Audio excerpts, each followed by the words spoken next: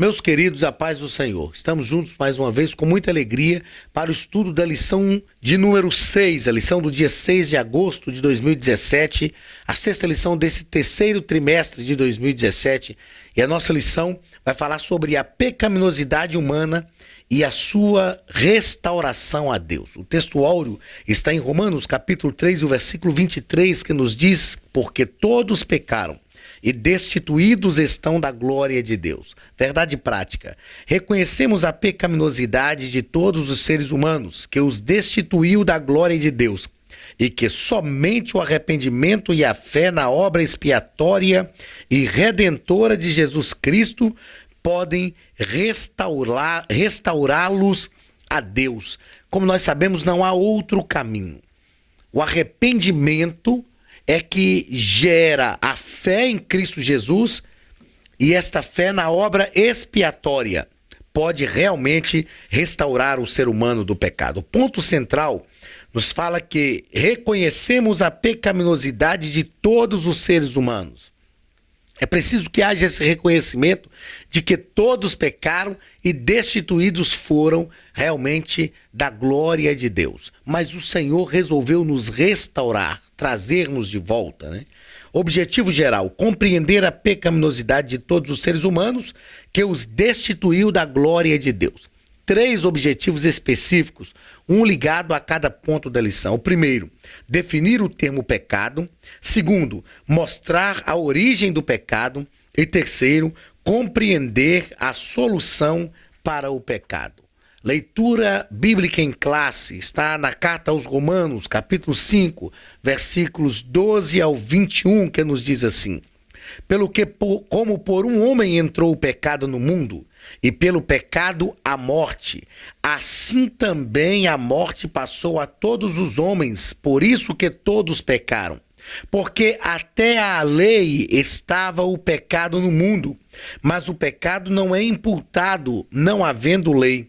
No entanto, a morte reinou desde Adão até Moisés, até sobre aqueles que não pecaram, à semelhança da transgressão de Adão, o qual é a figura daquele que havia de vir.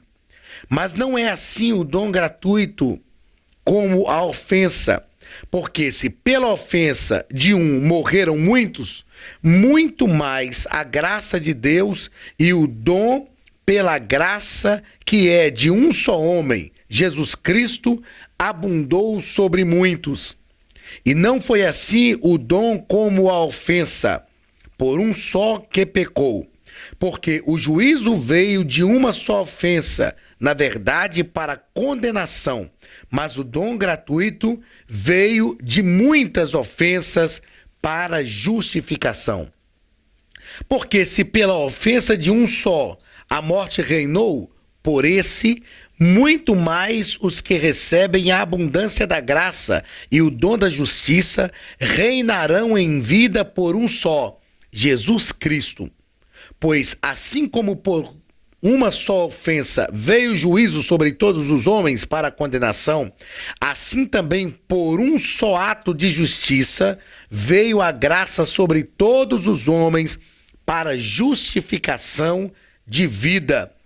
Porque, como pela desobediência de um só homem, muitos foram feitos pecadores, assim, pela obediência de um, muitos serão feitos justos. Veio, porém, a lei para que a ofensa abundasse, mas onde o pecado abundou, superabundou a graça, para que, assim como o pecado reinou na morte, também a graça reinasse pela justiça para a vida eterna por Jesus Cristo, nosso Senhor. Muito bem, meus queridos, o texto da leitura bíblica em classe é um texto extremamente filosófico, até porque a carta que Paulo escreve aos Romanos é o livro mais filosófico da Bíblia, é o livro mais difícil de ser interpretado.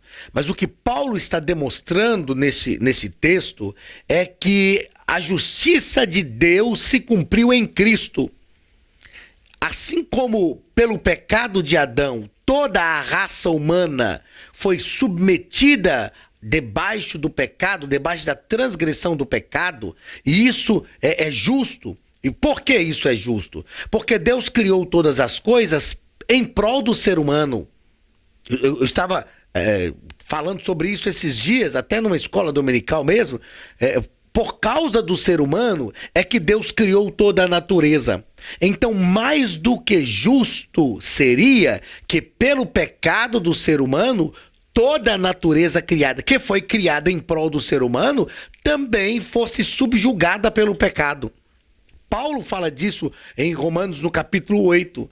Ele fala que toda a criação geme como se estivesse com dores de parto, aguardando a redenção. E ele diz, e nós também gememos, nós que temos a primícia do Espírito. Então, se toda a criação foi feita para que o ser humano vivesse bem, a partir do momento que ele peca, toda a criação é subjugada pelo pecado. Isto é justo, isso é a justiça de Deus. Mas é justo também que se por um homem todos foram subjugados pelo pecado, também por um homem todos tenham a oportunidade de se verem livres da culpa do pecado. E foi justamente o que aconteceu em Cristo Jesus. Adão pecou e todos foram subjugados pelo pecado. Jesus Cristo não pecou, o homem perfeito, e Paulo chama Jesus de segundo Adão. Então, em Cristo, dessa forma, em Cristo, todos podem se ver livres do poder do pecado. Isto é justo. Cristo veio para satisfazer a justiça de Deus. Como já falamos em aulas anteriores, a justiça de Deus só poderia ser satisfeita por alguém à altura, por alguém que tivesse condições de satisfazê-la.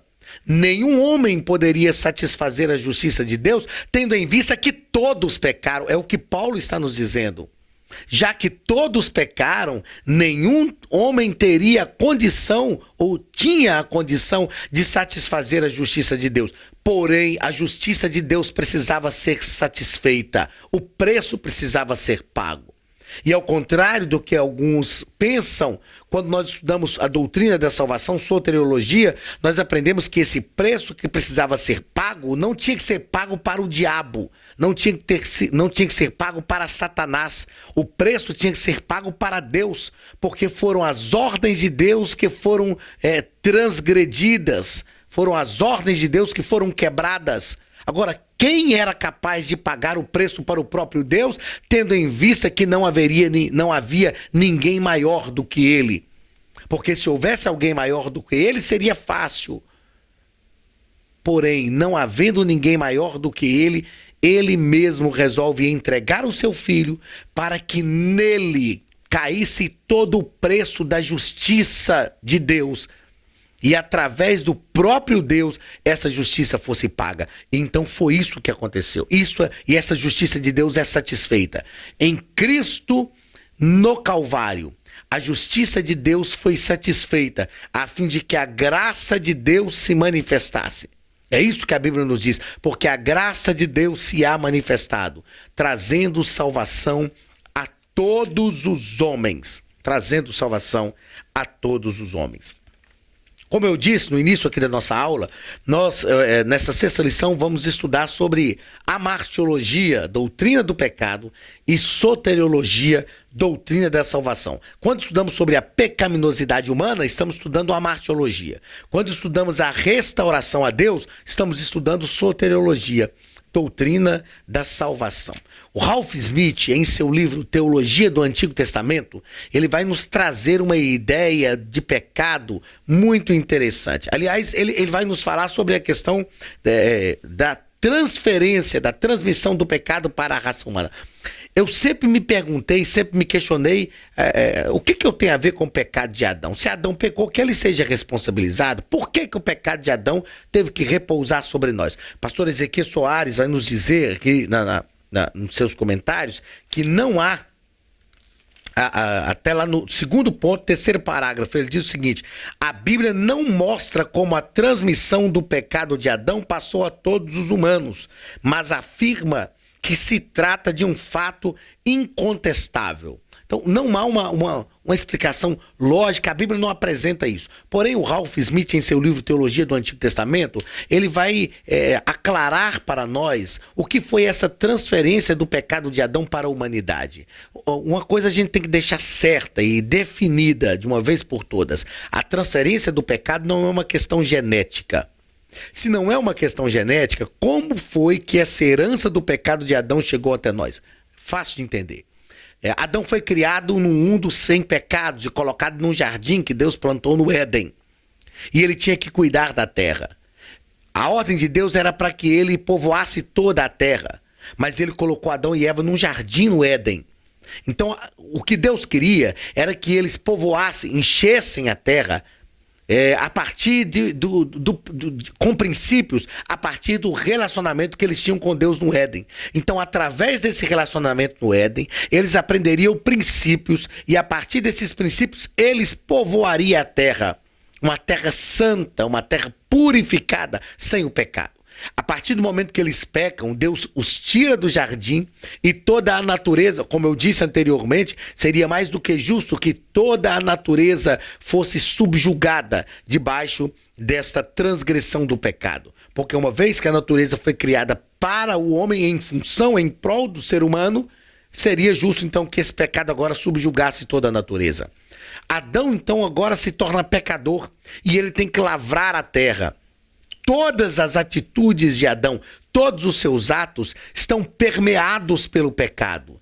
E Adão começa a transformar o seu mundo, a construir o seu mundo, a desconstruir também o seu mundo, a ressignificar o seu mundo a partir da atitude que é permeada pelo pecado. O mundo, então, tem ações permeadas pelo pecado e se torna contaminado pelo pecado, degradando-se e corrompendo-se cada vez mais. Quando Davi, no Salmo 51, diz: em iniquidade fui gerado e em pecado me concebeu a minha mãe, não é que Davi era filho bastardo, como alguns loucos por aí eu já ouvi dizer, que Davi não era filho de Jessé, era filho bastardo. O que ele está dizendo é que ele já nasceu nesse mundo envolto e influenciado pelo pecado. É por isso que ele diz: em iniquidade fui gerado e em pecado me concebeu a minha mãe. Então, nós também nascemos neste mundo já envolto e influenciado pelo pecado. E este é o pecado de Adão que foi transferido a nós. Como bem assevera o pastor Ezequiel Soares, aqui no segundo ponto, no terceiro parágrafo, a Bíblia não mostra essa transmissão. Mas o Ralph Smith, no seu livro Teologia do Antigo Testamento, ele vai deixar claro que essa transmissão é feita a partir do momento que Adão começa a influenciar o mundo em que ele está vivendo agora, e essa influência é feita a partir de atos, de atitudes permeadas pelo pecado, e este mundo então vai ser influenciado pelo pecado.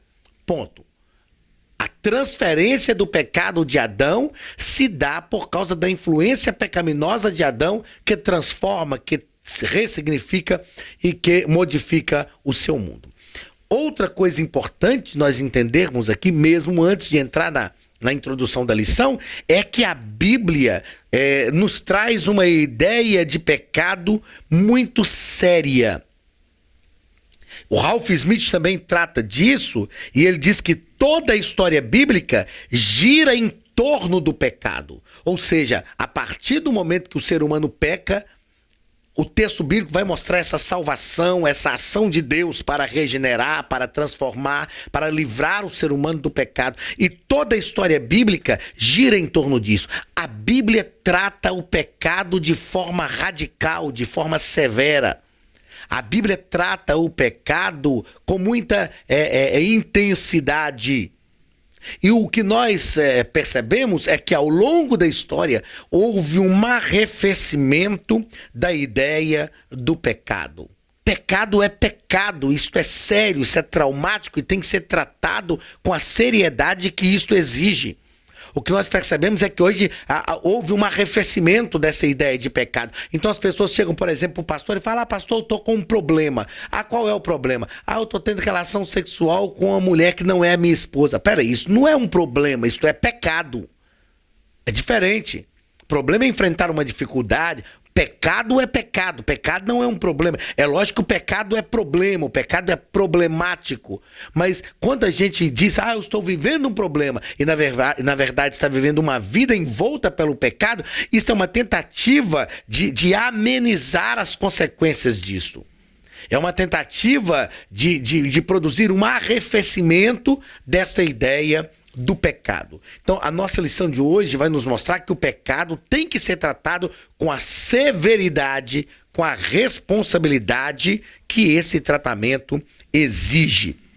Na introdução, o pastor Ezequiel Soares nos diz que todos os conflitos do mundo e as confusões existentes na humanidade são manifestações do pecado. Embora a gente sempre arrume uma desculpa para os problemas, é um problema político, é um problema econômico, é um problema social, mas o pecado é a origem de tudo isso. Todos os problemas têm a sua origem e são manifestações do pecado. Então o enfoque dessa nossa lição é definir, explicar o pecado, bem como apresentar o meio divino para a sua solução. Amartiologia, que vem do termo grego hamartia, que é errar o alvo, que é uma das palavras que a Bíblia utiliza para falar sobre o pecado. Primeiro ponto, definindo os termos. Primeiro parágrafo é o pecado. Então essa palavra vem do termo chatá, que é ratá, por causa do H, que tem essa forma aspirada, que literalmente significa errar o alvo. É a principal palavra que a Bíblia utiliza para o pecado. Qual que é esta ideia? A ideia aqui é de um atirador que está diante de um alvo e ele vai atirar para tentar acertar o alvo e ele atira, no caso, para o Antigo Testamento, não era nenhuma arma, mas era uma flecha, não é? E ele atira e erra o alvo. Ele tem um alvo, ele tem um objetivo e ele erra este alvo. Esta é a ideia para ratar. E daí vem o termo hamartiologia, o hamartia do grego, que é a palavra que traduz aí essa ideia do pecado. Então o seu equivalente grego na Septuaginta de ratar é hamartia. E onde vem o termo hamartiologia? É lógico que na nossa língua portuguesa o H não tem esse som aspirado de R e a gente acaba estudando em teologia sistemática a disciplina de amartiologia e não hamartiologia, mas vem do termo grego hamartia. Os termos hebraicos avon e pechá. O termo hebraico avon significa iniquidade, perversão. Vem de uma raiz que significa entortar, torcer. Daí a ideia de perverter a lei de Deus. Torcer, distorcer, entortar, corromper a lei de Deus. É um termo que a Bíblia vai usar também, um termo hebraico, avon, e o termo pachá, que é transgredir, ou o substantivo pechá, que é transgressão ou delito. Então, o pecado é uma transgressão, é um delito. O pecado é uma torção da lei de Deus. E isto é muito sério. Desde o Éden, quando Deus falou com Adão, olha, você não pode comer do fruto do conhecimento do bem e do mal, porque se você comer daquela árvore que está no meio do jardim, certamente morrerás. E Adão e Eva desobedecem a Deus. Ou seja, eles se pervertem, eles transgridem, cometem um delito. Eles vão de encontro à lei de Deus. Então, todo pecado é uma quebra de uma ordem, é uma quebra da lei divina. Terceiro parágrafo do primeiro ponto. O que é pecado? Então, as Escrituras declaram que o pecado é a transgressão da lei, que toda iniquidade é pecado. Existe o que nós chamamos de pecado de comissão, que é quebrar uma norma. É um pecado, é uma atitude ativa para quebrar a norma, deliberada para quebrar uma norma. Mas existem também os pecados que nós chamamos de pecados de omissão. A Bíblia diz que aquele que pode fazer o bem e não faz, peca. Então não há desculpas. Mas eu não produzir o resultado, mas deixou de evitá-lo. É também pecado, que é uma uma norma, quer quebrar uma lei divina. Segundo ponto, vai nos falar sobre a origem do pecado e vai nos mostrar que o pecado iniciou no céu com um posicionamento deliberado de Lúcifer contra Deus. É importante entendermos que o pecado, e a gente trata muito disso quando vai tratar da origem do mal, né? O pecado surgiu como fruto de uma escolha obstinada contra Deus. Então, o mal surgiu como fruto de uma escolha obstinada contra o Senhor. É importante nós compreendermos isto, porque isso vai ser muito relevante para a ideia do surgimento do mal. O mal não foi criado como um ato decretivo de Deus ou como um ato ativo, decretivo de Satanás, de Lúcifer, não. O pecado ou a maldade surge como resultado do afastamento de Deus. Então Deus criou o bem. A partir do momento que a pessoa se afasta do bem, naturalmente o mal surge, porque o afastar-se do bem é um pecado, ou por omissão ou por comissão. Afastar-se do bem, praticar o mal, pecado de comissão. Afastar-se do bem mesmo sem praticar o mal, pecado de omissão. E esse afastamento do bem gera o mal como resultado do afastamento, e isto é verdadeiramente pecado. Então o pecado no Éden, no dia, o Senhor disse, né, a Adão e Eva, no dia que dela comerdes, certamente morrerás. A ordem de Deus era uma ordem clara. E era uma ordem simples para uma punição muito severa. O Senhor não disse para Adão e Eva, vocês não podem comer de todas as árvores, exceto de uma. A ordem era justamente o contrário. Vocês podem comer de todas as árvores, exceto de uma. Deus não proíbe que eles tivessem acesso à grande maioria das árvores do jardim. Se a ordem fosse o contrário, vocês podem comer só de uma e das demais não. Adão poderia dizer, Deus, não, mas peraí, o senhor está pegando pesado com a gente. Mas a ordem era muito simples e a punição muito severa. Deus não deixou dúvidas. Deus disse, no dia em que dela comerdes, certamente morrereis. Era uma ordem simples para uma punição muito severa. Então, essa quebra, o acessar esse fruto, era a ruptura imediata da comunhão com Deus e automaticamente a sua morte. Toda vez que nós rompemos a comunhão com Deus, nós começamos a nós incorremos na morte. E o Senhor disse, olha, querem ter vida, querem continuar vivendo? Não rompa esta comunhão. A comunhão foi rompida e o pecado realmente chegou no Éden. Mas quando o pecado chegou no Éden, ele já tinha ocorrido no céu. E o Senhor tinha tratado o pecado lá. Agora Deus precisava tratar o pecado no Éden. No céu, Deus tratou o pecado expulsando Lúcifer. No Éden, Deus tratou o pecado prometendo a restauração. Tirou o ser humano do Éden, tirou-o do jardim. Mas Deus tratou o pecado prometendo que iria restaurá-los. Terceiro parágrafo do segundo ponto. A universalidade do pecado. O pastor Ezequiel Soares nos coloca aqui que a Bíblia é bem clara ao ensinar que herdamos a natureza pecaminosa de Adão. E nós já esclarecemos isso aqui no começo da nossa aula. Deixamos claro, de acordo com Ralph Smith, no seu livro Teologia do Antigo Testamento, como é que esse pecado foi transferido para a raça humana. A Bíblia não mostra essa transmissão, mas ela deixa claro, é um fato incontestável. Todos pecaram. O texto da leitura bíblica em classe nos diz que como por um homem entrou o pecado no mundo, por um homem entrou também a salvação. Adão nos representava como raça humana, mas Cristo também nos representou como aqueles que se arrependem. Se a gente pensa que é injusto Adão nos representar como raça humana e em Adão todos nós recebemos a responsabilidade do pecado, é justo também que Cristo nos representasse, porque ele foi o homem perfeito que nenhum de nós conseguimos ser. Então, se em Adão nós todos pecamos, em Cristo todos nós temos condições de receber a salvação.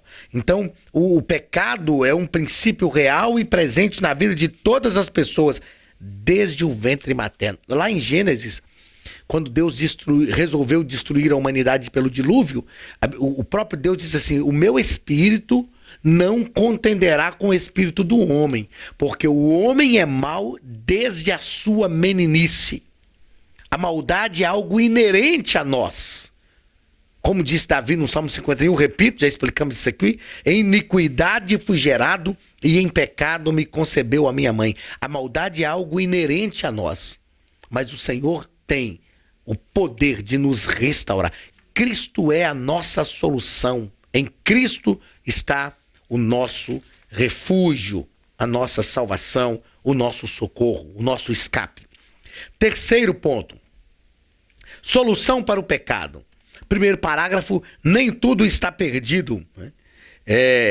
Se Deus em sua infinita bondade é misericordioso e misericórdia, declara que agora nos vivificou. Ou seja, em Adão todos nós estávamos perdidos, destituídos da glória de Deus. Mas Deus, em sua infinita bondade e misericórdia, declara agora que nos vivificou e que o seu dom gratuito é a vida eterna.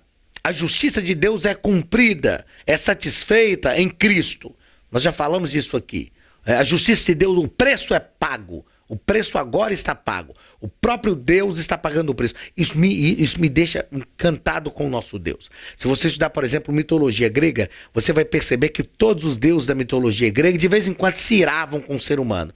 E quando eles se iravam, o ser humano tinha que pagar o preço para receber o perdão, para que a ira desse Deus fosse aplacada.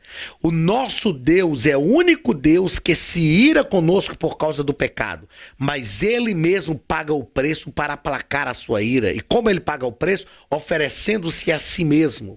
Através de Cristo, Deus se oferece primeiro para viver como homem, que já é algo assim complicadíssimo de nós pensarmos. Deus deixa de viver na sua glória, esvazia-se, como diz Paulo em Filipenses 2, e vem viver como homem. Só isso aí já é complicado. E além de viver como homem, ele se humilha até a morte, e morte de cruz, para remir-nos do nosso pecado. Isso é a graça de Deus que é manifestada.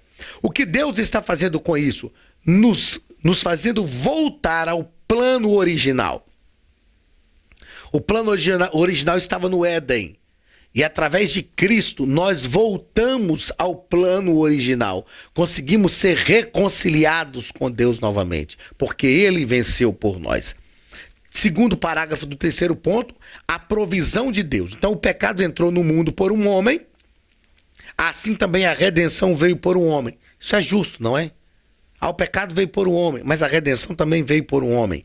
A propiciação é o ato que apazigua a ira divina contra o pecado, satisfazendo a santidade e a justiça de Deus. O que é propiciar? É fazer tornar favorável.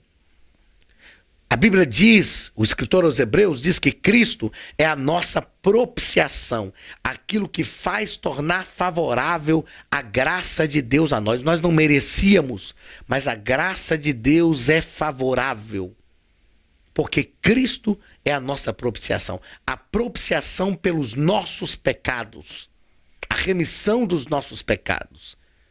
Cristo é a nossa garantia. Ele é a nossa garantia. A Bíblia diz, Paulo escrevendo a sua carta aos Colossenses, ele diz que o Senhor, havendo rasgado a cédula que era contrária a nós, havia uma confissão de dívida contrária a nós, aí Paulo diz, ele rasgou a cédula e cravou-a na cruz. João, entendendo isto, ele disse na sua primeira epístola, capítulo 1, versículo 7, se andarmos na luz como ele na luz está, temos comunhão uns com os outros, e o sangue de Jesus Cristo, seu Filho, nos purifica de todo o pecado. Hoje, se o nosso inimigo vier nos acusar dos pecados que nós já cometemos, o que nós temos que fazer é dizer a ele, olhe para a cruz. Olhe para a cruz, porque lá na cruz de Cristo a dívida foi paga. A confissão de dívida que pesava contra nós, a cédula que pesava contra nós, que é uma confissão de dívida que nós não tínhamos condições de pagar, está na cruz, cravada na cruz. Ele tomou essa cédula, rasgou porque ele pagou o preço, cravou a cédula na cruz para ser a nossa propiciação, fazer com que o favor de Deus se tornasse favorável a nós. O plano de Deus é restaurar todas as coisas. A natureza será restaurada. Eu já citei e repito, Romanos 8. Toda a criação geme como se estivesse com dores de partos. Ele começou com seres humanos e vai restaurar todas as coisas. Veja bem, se todo o pecado que degradou a natureza, toda a criação, começa em Adão, começa na raça humana, em Cristo, a raça humana também começa a ser restaurada. Mas o pecado começou em Adão e degradou toda a criação. A raça humana, a restauração começa em Cristo, o ser humano que se encarnou, restaura a raça humana e vai restaurar também a criação. Glórias a Jesus, porque os nossos pecados estão perdoados. Meus queridos, chegamos ao final da nossa sexta aula, nossa sexta lição. Estudamos sobre a pecaminosidade humana e a sua restauração a Deus. Definimos aí os termos pecado, a palavra hamartia e os demais termos que a lição nos propõe. Falamos sobre a origem do pecado e falamos também sobre a solução para o pecado. Jesus nos restaurou, ele nos comprou pelo seu sangue, através do sangue de Cristo derramado no Calvário.